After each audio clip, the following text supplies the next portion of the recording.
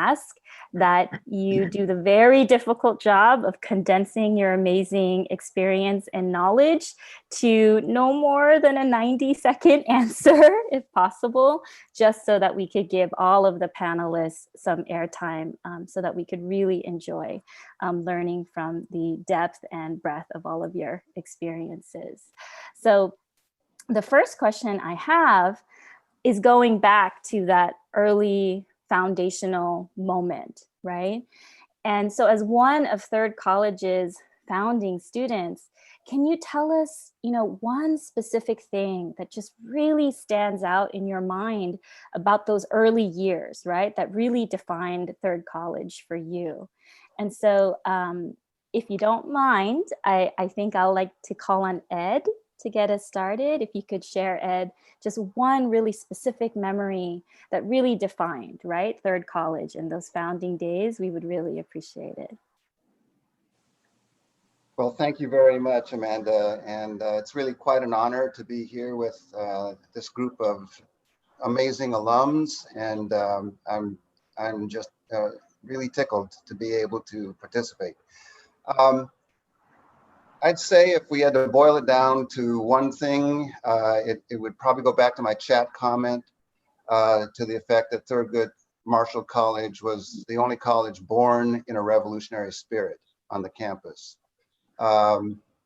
Many of the histories that I've read, including, I have to say, the one in the Alumni magazine recently, kind of don't state fully the tumultuous origins of the college. It took a Black and brown led movement months to get the administration to sit down and talk to us about reformulating what the college was going to be all about. That involved demonstrations, marches, speeches, all manner of protest. And this was an era where protest student protest was all over the country. It was a very active era. Current students may not appreciate that in those days there was a lot of activism. So I would say that it was that environment where we were all pulling together as students and trying to bring in more and more allies to work with the Black and brown leadership of the movement. And the movement was blessed to have faculty of color support, graduate students involved with it who could advise. And it wasn't just dependent on inexperienced undergraduates to form the comprehensive concepts of what Third College should be, not just a college, but the architecture, the employment, the student body, the curriculum, everything about it was to be unified in its focus on the world of people of color and why that's important in our society, and making it the focal point for the conscience of UC San Diego regarding those issues. Wow, thank you, Ed. So in Doc, we actually do teach a lot of the history of that early movement, and I have to say I get a little bit of chills listening to someone talk about that from a firsthand experience. So thank you so much for sharing that. And I would love to throw it to David. David, are you here? Were you able to join our call, David? Can you hear me now? I can. Thank you. Okay. Am I on video? You are on video, David. And is there anything that you would want to share that, in addition to what Ed has shared with those first, that like feeling, right? And that intensity of that early moment? I know exactly. It was because I leached that one essence before. Earlier today, I looked for that exact item. And when I was a child, being Native American just kept me within my strict bloodline. And we were always in court, in Indian court, for treaties, etc. But it was very restricted. But when Alcatraz was taken by the American Indian movement, my father told me about it. I was 18 years old, living in San Francisco, and he inspired me to do it because he knew that his children had brown skin, and he inspired me to go to Alcatraz. And there, for the first time, I met a man of my tribe that was not a cousin. And I took that experience with me. It became real. Being Native American became real in the social sense. And I took that back. I was going to Southwestern College at the time, and I did a story for Montage magazine. And this woman named Estelle Chacon, she cornered me, and she opened the gate to UC San Diego for me.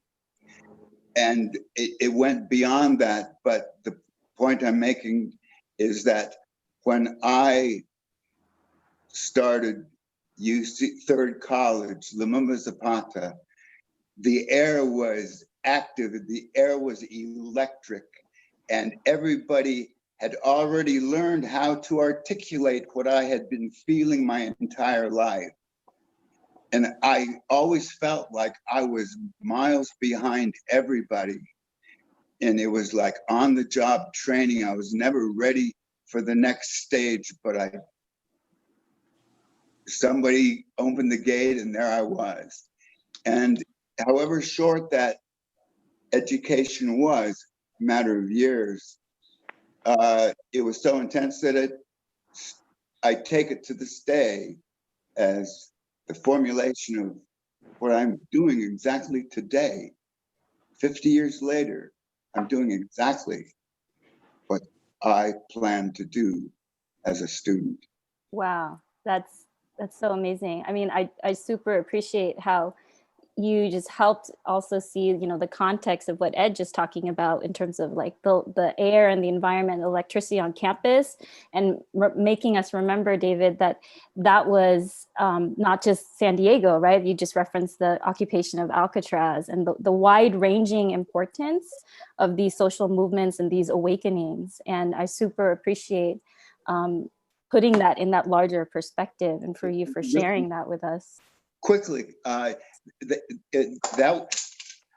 shared the human element, but my experience there was exactly what the previous speaker alluded to. That was the institution itself and how it evolved. I remember Herbert Marcuse as a peacekeeper in those days, and being on the board of directors. I remember very little of my actual academic education, but I did learn how to build a university. Yeah, well, I would say then that the education you received outside of the classroom is the one of lifelong significance. And that's the type of education we hope to even cultivate in this moment, listening to all of you speak. And so I would love to also have Marta speak with us, especially in front of that gorgeous background, right, of Lumumba and Zapata. Yeah, and I've got my shirt on. From the 40th anniversary, I believe. Yeah. Yeah. Welcome, everybody. I'm just so excited to be here, to be alive 50 years later. I went to UCSD on a scholarship.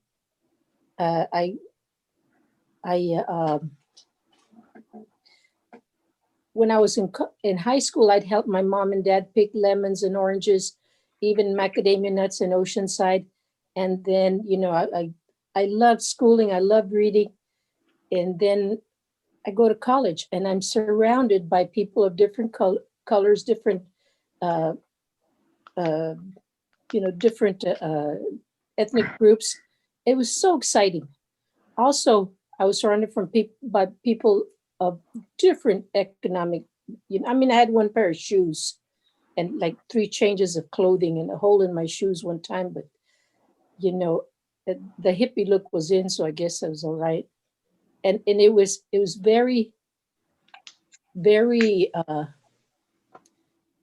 very exciting to be able to be in the same class where hey, there's Dave over there. His dad owns Hollywood Squares. And I'm going, you know, and I was the first female in my whole extended family to leave the house without being married. And so that was, wow. I thought, I've got to survive this because I'm not going home and I'm certainly not getting pregnant. So, and I loved school. Again, this was before internet, before cell phones. And these things are going on. I know time is precious, so I did take some notes. I'm going to refer to them a little bit. Here are some things that happened during my 3 years at UCSD. The administration was colluding with San Diego PD to create suspicion between Blacks and Chicanos. There was the anti-Vietnam War. We marched in LA, we marched in San Francisco. There was a boycott lettuce boycott, a grape boycott. I remember one time Francisco Estrada and others went to boycott the Safeway grocery store in La Jolla. And the people in La Jolla were not really kind. I mean, it was a very peaceful protest. But one man came up to Francisco and he said, I've had a boy working for me for 20 years. And Francisco said, oh, really? 20 years and he's still a boy? So that was, and that was interesting. I mean, we had hunger strikes. Someone blew the Marine plaque off the rock that it was on at UCSD. I had nothing to do with that. Someone threw a Molotov at McElroy's office, but it was not a Chicano, although we knew who did it, but exposing them would have created more racial tension. There was some campus crime, not terribly a lot. And I'm going through a lot. I don't want to scare people, but that's what it was. When Mindy Coots was my roommate, our room was broken into by about a dozen Black students, not the ones that were part of our third world group. It was what it was. They got the key from the resident advisor. Things were tossed about a bit. Her clock radar was stolen. My poster of Che Guevara was torn, and that was about it. We let it be known that we were not impressed with the job they had done. That upset them more. And Vicente Cabeza de Vaca, the late Vicente Cabeza de Vaca, he was a great Chicano student leader, excuse me. Yeah. Good guy. He said, listen, folks, we know what the administration's doing, but we've got a greater goal here. So we're not going to make things worse. Yeah. So what Vicente did was he just made sure that word reached via somebody who wasn't neither Black nor Chicano, that the word reached those people, hey, cut that shit out. We didn't give up names when you threw the Molotov. So if you stop targeting Chicanos, if you don't stop targeting Chicanos, things are going to get nasty. And frankly, there was a lot of Chicanos in San Diego County then. Yeah, So, Marta, I mean, that seems like such a compelling, my gosh, like personal experiences of the difficulty and challenges of holding together and doing the type of work you all were doing as students. And keeping our grades up. Yeah, with these incredibly diverse backgrounds. That's amazing. Have you written all of that down anywhere to share broadly? Well, I haven't written a book about it. I have my own book, stories from Cuentos from the House on West Connecticut Avenue. But it's kind of like a realistic fiction. Being born in Tijuana and coming across legally. My dad worked for a man called Colonel Wiles Miller in Vista. He had a ranch. Wow. And Colonel Miller said, Jesus, bring your family over. And he said, oh, tengo muchos niños. My dad really didn't know English. Yeah, no, I'm just saying that is an incredible wealth of material, and just I think it's like the specific examples of exactly what Ed and David were talking about and touching on, right, in their conversation. And I'm want to like reserve some of that rich material, because I feel like we have students who are going to want to explicitly ask you some questions in the larger group. Always, I'm always available to you. Yeah. So I want to sort of put a bookmark on what you've opened up for us to discuss, with that complexity and those contradictions, and that the instability and that hard work that you all were doing as students. And I'd love to even enrich the conversation even more by asking Marlene as to also share, as how you, as someone who identified and did work in the Asian American community, what was even your perspective on this Black and Chicano conflicts, but also coalition that Marta sort of touched on, and that Ed referenced to? I'm sort of curious about your experience from a different identity and different perspective. Well, coming from a very sheltered Filipino Catholic, dad was retired Navy, I was pretty naive coming into UCSD. I was lucky enough to get a scholarship, and I attended Rebel. I had no idea who Third College was until my third quarter, when I met Ida Lucero and Phyllis Chu. And together we formed the Asian American Student Alliance in 1971, which morphed into the Asian Pacific Islander Student Alliance in the 90s. So Your office is next door to mine.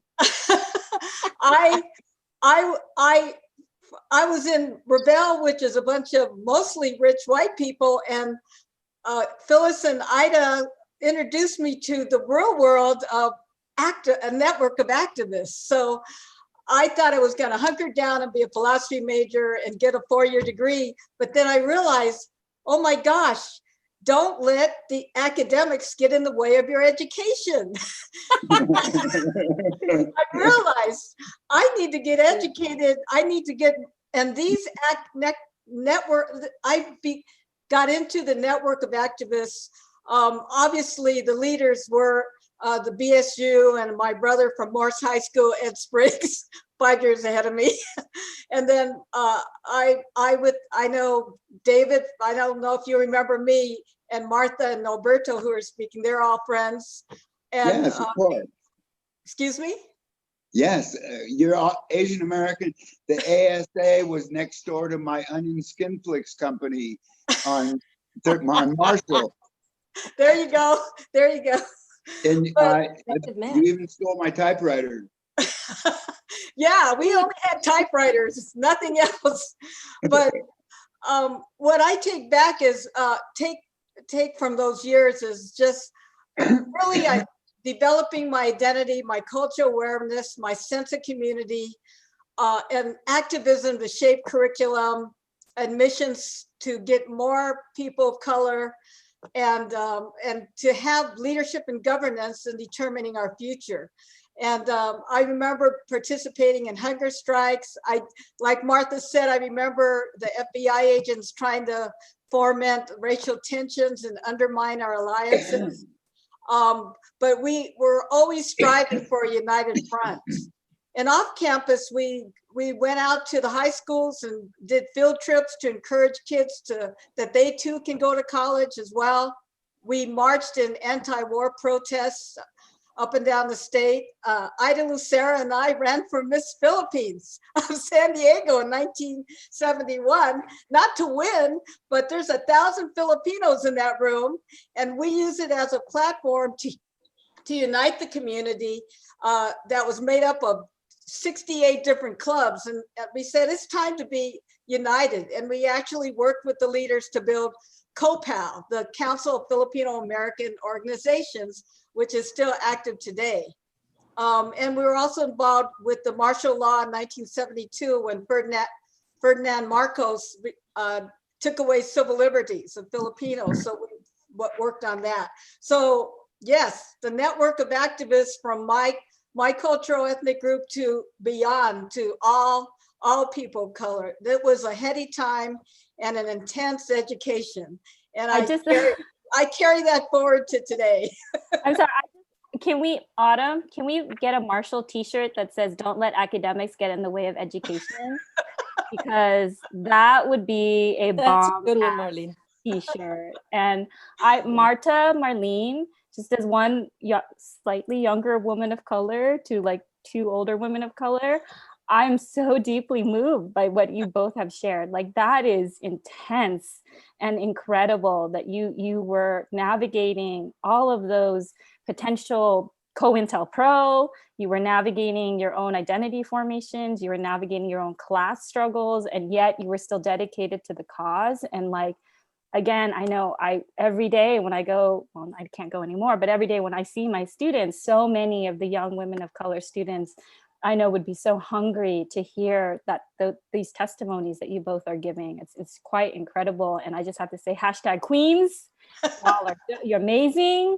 And that is so great. And I'm so sorry, Norberto, that you have to follow that, but you do, Norberto. So if you could, Awesome. if you could share a specific memory of those early days or something specific that you want our group to know, I would love that. And then just as a reminder to our audience, after Norberto speaks, we'll have about 20 minutes for open questions. And so if you drop your questions into the chat, please do so, and then we can pose them to our panelists. So Norberto, I hate to make you follow Marlene and Marta, but you kind of have to, sorry. No, it's okay. No, one of the things that I remember the most, of course, is the student activism. The students that were at Third College, they came after Revelle was set up at UCSD, which was in 1964, and after Muir was set up in 1967. Third College was accepted by the Senate and in 1970. But I graduated from high school in June of 1969, and I arrived at UCSD in September of 1969 when I moved into the dormitories at Muir College. But what I remember the most is the student activism. Here, the Chicanos and Blacks that arrived at UCSD and Revelle and Muir after 1964 and after 1967 were a new breed of student. These students wanted to build a college for themselves.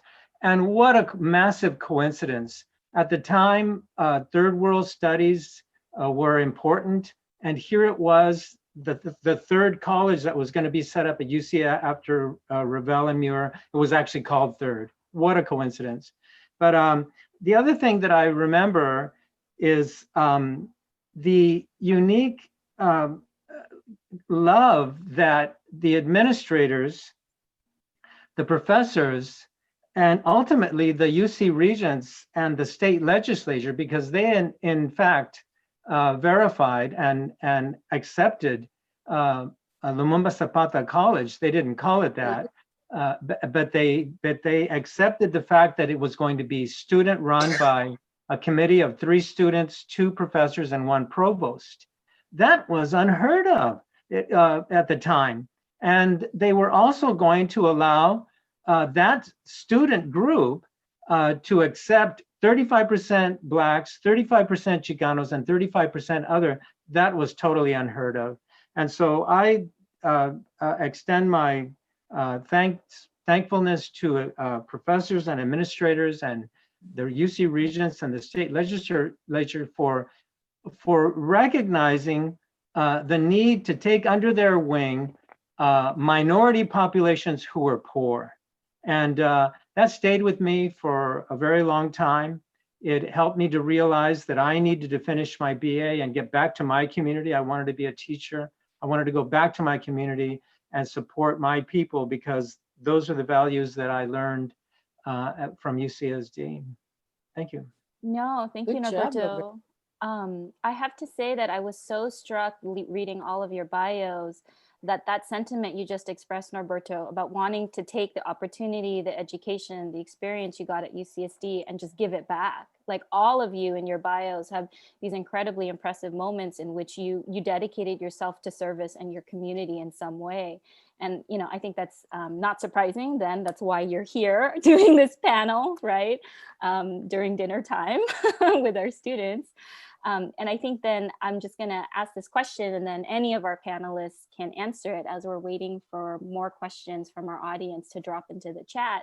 But I guess my question then is, you know, I'm thinking about our students. They're going to be completing their degrees in a very tumultuous social moment. I think some would argue that it's quite possibly the most tumultuous social moment since the moment you all, right, were in college. And I just would love to know if you had to give them a piece of advice, right? Like our students who really take to heart the scholar and citizen, motto. They really do, are engaged and involved and believe in the martial sort of spirit, the third spirit, the Lumumba Zapata spirit.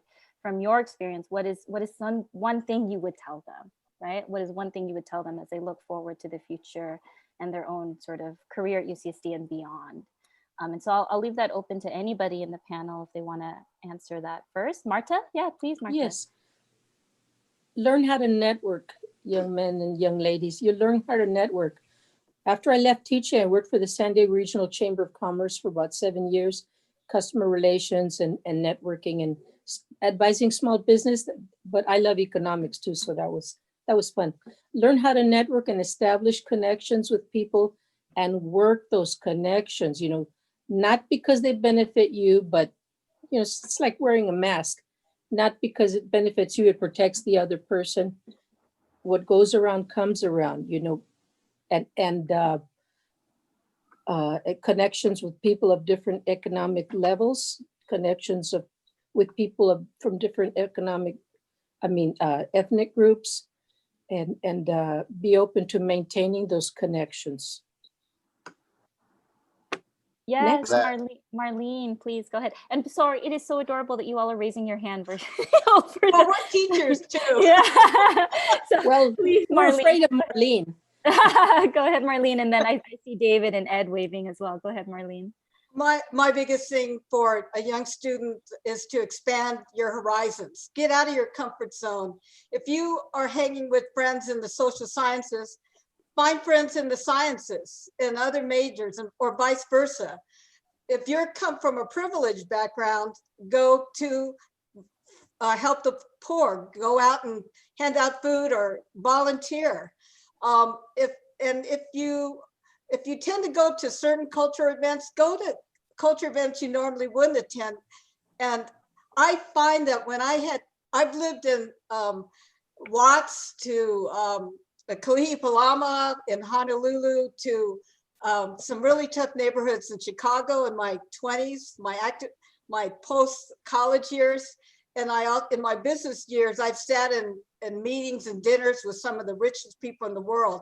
And that broadening of my experience made me the best public school educator, because I could see all sides, because we are still separate. We are still unequal. We come a long way, but there's still a lot of work yet to happen. And we're going through a severe crisis, but it's a great time for opportunity. So still yourself, broaden yourself, and don't get stuck being, my 20s was, I'm not going to vote, I'm a revolutionary. But then as I became a parent and a businesswoman, I understood we have to be inside the institutions to change those institutions, from up and down the ballot to every position in society. And we can't dismiss both our activism and our, importance of getting in there and not, separating ourselves. So don't separate yourself, expand yourself, broaden your horizons, and that's going to help you relate to everyone. Thanks, Marlene. David, did you want to add to that? I saw you were waving, and so was Ed. Oh, David, I think you're muted.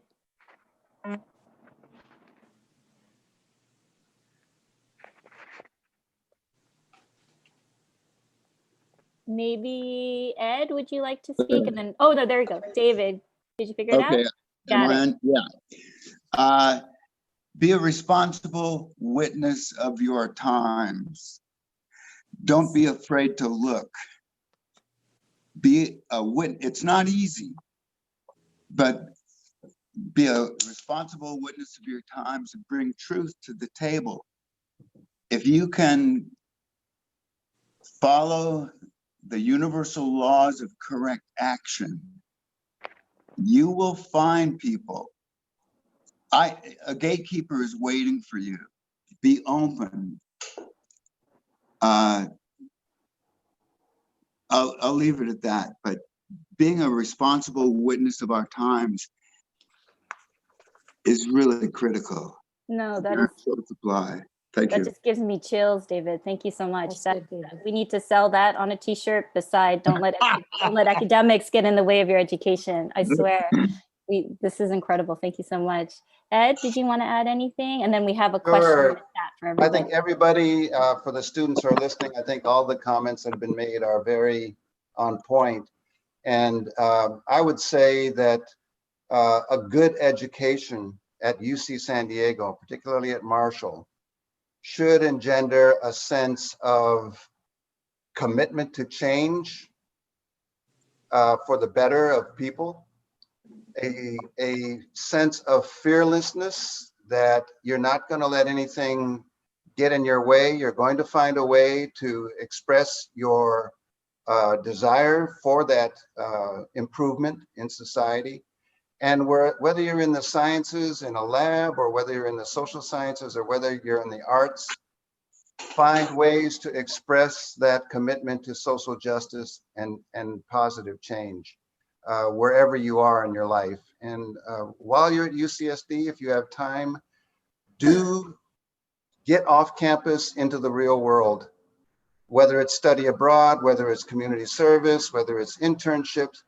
Get out of your comfort zone into the real world, because that's where you're going to be, and that's where you're going to need to be effective. So, and so many of your forebears, the people on this panel, and many, many other, all the alums of UCSD have found a way to be effective in society. And you've got the UCSD genes, and there's every reason why you shouldn't be able to follow in those footsteps. Awesome. Thank you so much, Ed. Yes, Norberto, sorry. Yes, one of the things that I wanted to let the students know, third college students today, is that there is a great relationship between the activism in the late 60s, including the activism that's going on today at UCSD and in our society. So in the late 60s, when Herbert Marcuse, who was the socialist, and Angela Davis, who was the lead activist, I think, and then all of the other students that were in Revelle and Muir at the time, those three groups or personages really did, along with, of course, Dr. Watson and Dr. Blanco, they wrote the Lumumba Zapata demands for the third college. And they did it in such a way that it was very practical, and their points were very well taken, because at the time there was a lot of poverty, and Martin Luther King had been shot in 1968, and that really changed a lot. But I want the students to know that today they also have their socialist. That's Bernie Sanders, and they also have their Angela Davis. And our Angela Davis today is Alicia Garza, who was one of the co-founders of Black Lives Matter. And they, as the students, are the equivalent of the third college students that worked on developing those drafts of that college that was eventually accepted as third college. So one of the things that I want the students to know is that the circumstances are there. We're still fighting for equality. The American Revolution was about all men are created equal. That wasn't solved. The Civil War did away with slavery, but it still wasn't solved then, because it wasn't until 1959 where the Brown versus Board of Education made segregation de jure illegal, but de facto it was still there. So now in 2020, with the death of George Floyd, we're all connected from that period of time, from 1775 to 2020, a period of what, 250 years of what, Black oppression and exploitation. So the stimulus to get students active and to find the unity with professors and administrators to change things, it's still there. It's still there. Yeah, Norberto, you actually anticipated a question from one of our alumni, Natalie, who asked something very similar, right? If you could speak to what it feels like from, the wonderful stories you just shared about that founding moment and today. And thank you for being so eloquent in drawing those really long historical and significant connections. I really appreciate that. There is one more question from a student leader, Kathy, and I think this is in response to Marta's really excellent advice that she was giving about networking. And I think her question really is about that sort of persisting challenge for anyone who calls themselves a student activist or a this activist, right? Which is really about balance and not compromising yourself and not exhausting yourself, right? So Kathy's asking, how did you balance your networking or your organizing, particularly right at a predominantly white institution still, like UCSD, while also just not compromising parts of your identity? And I think that that's a really important question, particularly for our student leaders. Yeah. Who are so deeply committed to being activists on our campus and engaging in social change. But as you all pointed out, you're all still students, right? You're all still trying to graduate. And how did you achieve balance? How did you care for yourself and your community in that process and feel like you weren't compromising anything? And Marta, maybe you could answer because you brought up the networking. Networking means you have to select, how did my mom used to say it? Dime con quién andas y te diré quién eres. Tell me who you hang out with and I'll tell you who you are. So it's okay to let some acquaintances, friendships go away. It's okay to block people on Facebook. You don't have to make a big stink about it. Just let it go away. Focus on the things that, like Marie Kondo says, that bring you joy. And what that means is that if you are fortunate to have friends 50 years later that you knew in college, you did something right, and that's a good thing. And it's okay to change, but follow up. Like Hortensia Lara, my first roommate, we're still in communication. And I don't mean just like, oh, hi, there's Hortensia. I mean, like, she can call me up, or she's a physician's assistant. And if I have a medical question, I can call her up and, but I don't do that.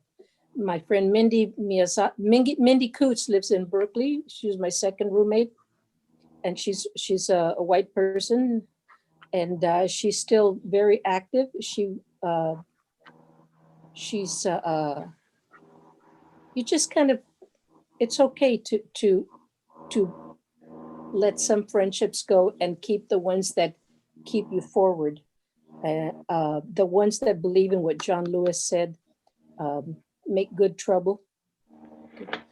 If I can add a few more seconds, right now I'm a retired teacher. I'm helping my two grandsons with a distance learning in the mornings, but I still stay active in my community, even in the pandemic. Here's what I do because this works for me. I'm on Nextdoor. Whenever anybody in my zip code joins Nextdoor, I say, hi, welcome, here's the link for the Get It Done app. And here's the email for your district for City Council Representative, Monica Montgomery. So I don't know what other areas do in the Nextdoor app, but in my zip code, when you join, within a day, you're going to get that response from me. And I want people in our neighborhood, which is not a high income neighborhood, I want them to be used to the fact that, yeah, we're supposed to communicate with our city representatives, of course. We get involved that way. So. Thanks, Marta. Okay, so I think we have time for Marlene to make okay. If we can keep it a little short, we can have time for Marlene and David to make some last comments, because I really do want to sort of end the kind of formalized portion of our panel so that you can all just kind of mingle and talk in this virtual room. So Marlene, if a couple of minutes, and then we'll have David close, if that sounds good. Yeah, go ahead, Marlene. Well, I'm glad this question of balance, it came up, because that is really key for that as an activist and a scholar, you need to look at the long term as well as what's going on now. I almost flunked out of UCSD because I was so active outside of campus. They asked me to speak at the LA anti-war protest march, and I had to say no because I realized I needed a college education. That's going to take me to more places than I could without. So you have to make those choices and see the long term and not forget that. And that, yes, we made progress, and the Vietnam War did end, but it didn't end just with protests, but also the conditions of the war caused that ending. America was losing. Johnson had to get out. So there's many factors beside yourself that impact the current and future history of America. But definitely play a part, but definitely stay balanced, because if you're imbalanced, you're not going to make a good leader. Thank you, Marlene. And then David, did you want to give the last comment, and then we'll end the formal portion of our panel. But go ahead, David. Oh, don't forget to unmute.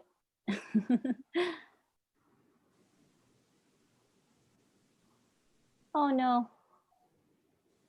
There I go. There you go. Okay. Look for the neglected people. Network begins at home. Is there water in the dog's bowl? Look for the neglected people. Be of service. If you're not in service to mankind, you're really nowhere. Euphoria is a natural state of a healthy soul. And humanity is at its finest in service. Wow, thank you. Okay, we can just mic drop now. Let's all mic drop now, right? Because that was incredibly, I don't want to say anything else. I'm done. That's good.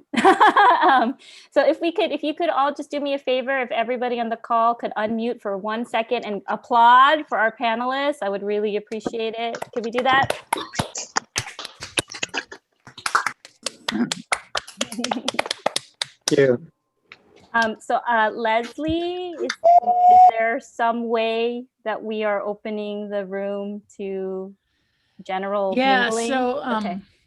I think what we'll do is we will unpin you folks that are pinned, and then everybody can just be in on the grid view. I want to thank you all for joining us, and huge thank you for the panelists. This was incredibly inspiring, and I was brought to tears a couple of times. I'm so happy that you were all able to join us. So this year we're getting grounded in our past, acknowledging our present, and imagining our future for Third and Thurgood Marshall College. Hold on, sorry, I have to do something really awful, which is that I lost my place, so I have to get into the correct screen. So I have my notes. Sorry. I do this once a week. I teach on Zoom, and I still haven't figured it out. So we want you to share with us in the chat your response to my hope for Thurgood Marshall College is, and my hope for the student experience at Thurgood Marshall College is. So if you're interested in remaining connected with us during this 50th anniversary year, we want you to join us at all of the upcoming 50th anniversary programs. If you look on the bottom of the screen, you should see a marshall50.ucsd.edu URL. Especially this quarter for week 7th, the week 7, we're celebrating our annual Thurgood Marshall Week, and we have a whole bunch of really exciting opportunities. On Monday, the 16th, Jorge Mariscal will lead us through a workshop around the Lumumba Zapata Coalition and the demands from the founding of Third College.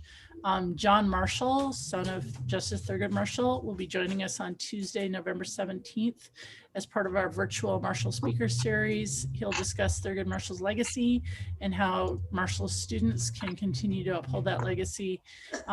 We're also going to spend time reading, thinking about, listening to and watching pieces that help us to understand the previous decades of the college.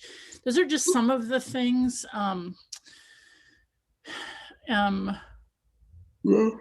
Yeah, so the last thing is, in partnership with Alumni, we're developing a Marshall College virtual yearbook. So there should be a link in the chat. If there's not now, somebody will drop it there, for you to share your memories of the college, your experiences with the college. And if you're a current student, this is for you and for faculty and staff as well, to all talk about the meaning of the college to you, your memories of the past, and your hopes for the future. So this concludes the formal part of the program. You can all definitely stay here, and we're going to try to get you unpinned so that you can see everybody, and hopefully people will stick around and chat. I hope that it doesn't get too loud in here, but if people have things they would like to talk about, please feel free to stick around. Thank you. Thank you. Thank you. I just wanted to say thank you, panelists. It was an incredible privilege for me to share space with you. Marlene, are you related to Felix Touye? He's my older brother. Oh my God, I knew brothers. it. I knew it. Okay, so anyway, sorry. We have connections in the Philam community, but I have to go feed my children, so I need to drop out of the room. But thank you so much. It was incredible to be in the space with you, and I will likely get your emails from Autumn and email you later. Thank you, everybody. Thank you. Good job. Thank you. Thanks Thank so you. much, everybody. Thank you. It was fun. I feel so inspired by the things you were saying. I'm serious. I was like tearing up. It was incredible. Thank you so much for doing this. Also just want to note that if there are any students who are like hoping to get questions specifically from one of our panelists, we can also utilize the breakout room. Yeah, we can move people into breakout rooms if you're interested in having a quieter conversation with somebody. Yeah, how do they let us know, Autumn, if they want to do that? I would just say unmute yourself at this point. Unmute. Can you hear me now? Yeah, Okay. we can hear. Yeah. Annie. Hi. Dave. Hey, Andy. There's Hortensia. Yay. Look how cute you look in that green dress. Rosario. Yeah, we're all cronies. I had the hardest time getting on. Hi, Mindy. Oh, look at you. Look at Phyllis. Wow. See you. Good to see you. So we have a advisory committee of alumni. Well, and this is like I was a larger version of that, where everybody's saying hello and happy to see each other. A larger version. Well, just with more people.